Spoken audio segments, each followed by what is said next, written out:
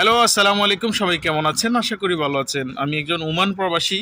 ফেসবুকে ঢুকলেই দেখছি বন্দর নাকি বিদেশিদেরকে দিয়ে দিচ্ছে, আমাদের দেশ বিদেশিদেরকে দিয়ে দিচ্ছে, দখল করে নিচ্ছে।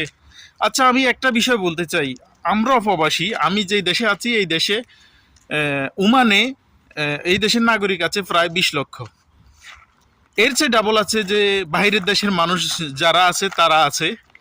যেমন আমাদের বাংলাদেশিও প্রায় 6-7 লাখ এর উপরে মানুষ তো হবে। তো সেই চিন্তা করলে তো মনে হয় যে এই দেশটা আমাদের হাতে।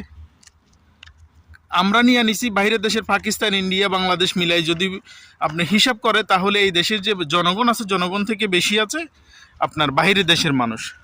তাই বুঝি কি এই দেশটা কি আমাদের হয়ে গেল? এটা হচ্ছে, এগুলা করা হচ্ছে কি কারণে? এগুলা করা হচ্ছে যে বন্দরে চুরি করতে পারবে না, বন্দরে কোনো কিছু খাইতে পারবে না, বন্দরের কোটি কোটি টাকা লুটপাট করতে পারবে না, চাঁদাবাজি করতে পারবে না, বিদেশিদের হাতে চলে যাচ্ছে, ওদের খানা বন্ধ হয়ে যাবে।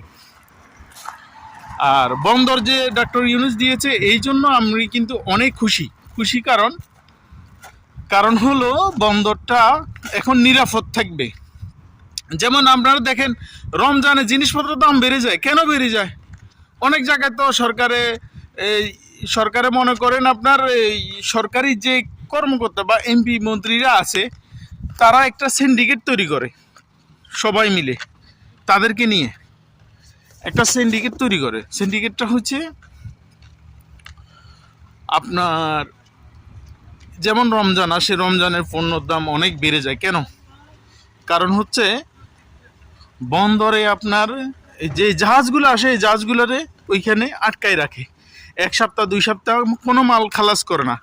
যখন বাজারে যে কোনো কিছু ধরুন চিনি, তেল এগুলো যদি সংকটে পড়ে তো দাম বাড়ে, তখন ওরা কী করে এই জাহাজগুলো থেকে মালগুলো খালাস করে বেশি দামে বিক্রি করে।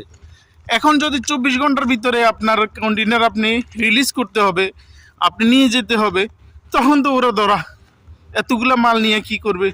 সেল তো অবশ্য করতে হবে, জিনিসপত্রের দামও নিয়ন্ত্রণে থাকবে।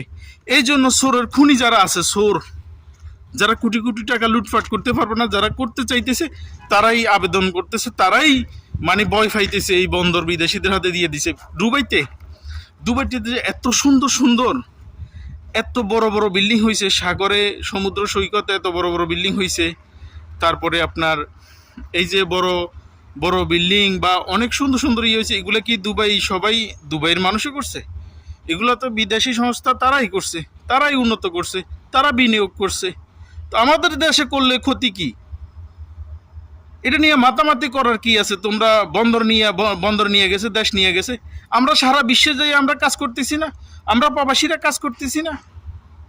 আমরা কাজ করতেছি, আমরা কাজ করে খাচ্ছি না? আমরা কি ওই দেশটা দখল করে নিচ্ছি? আমরা যেসব দেশে থাকি ওইসব দেশের মানুষ থেকে তো বাইরের দেশের মানুষ বেশি।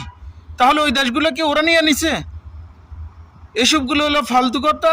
আর এগুলো হচ্ছে যাই আপনাদের যারা সরল সিধা মানুষ আছেন তারা এগুলায় কান দিবেন না।